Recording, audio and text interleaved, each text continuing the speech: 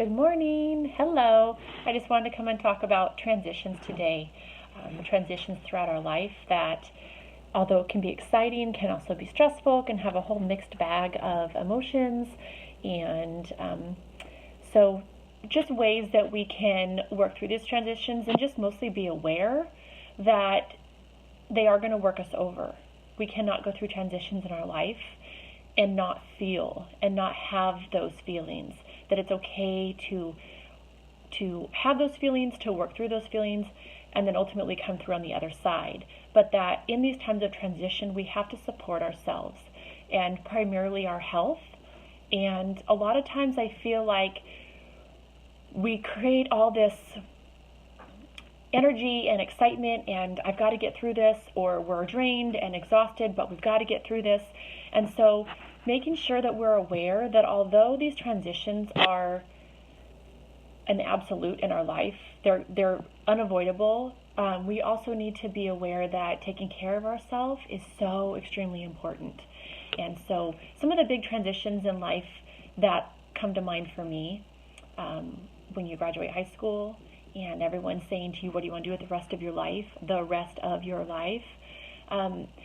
It can be very overwhelming.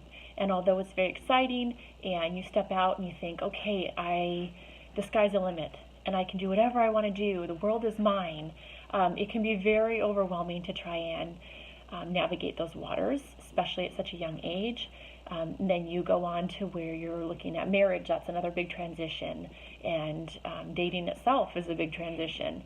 And then starting a family. If you want to go on to have children, although it is the most, I think, rewarding experience, and I would not change it for the world, it is also very educational. You learn about yourself.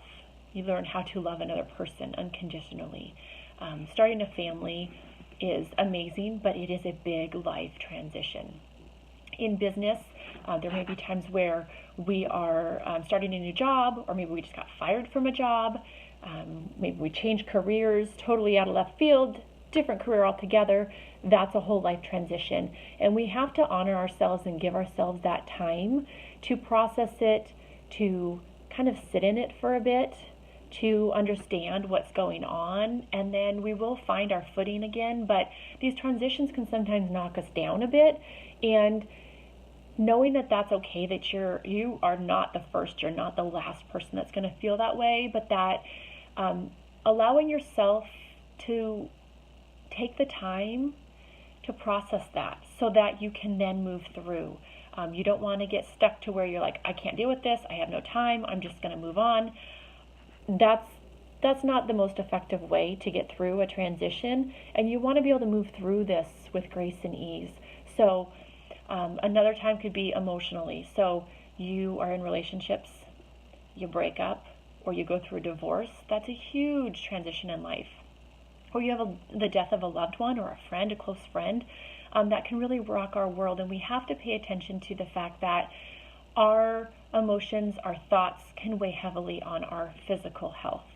And making sure that you take that time for yourself so that you're supporting your energy, you're supporting your body, you're supporting your mind, your emotions, the whole picture. During these times of transition, you definitely need that extra support.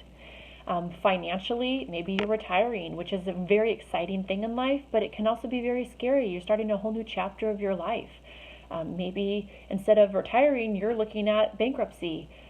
That's equally just as exhausting and overwhelming and heavy to deal with and walk through. And it can feel alone. You can feel like you can't reach out to anyone. It can feel like I have to just get through this. I have to be able to just pull myself up and get through this tough time. But when we do that, when we don't allow ourselves that grace to say, I'm at a low point, I need some support, I need some help, and I don't know what to do or where to turn.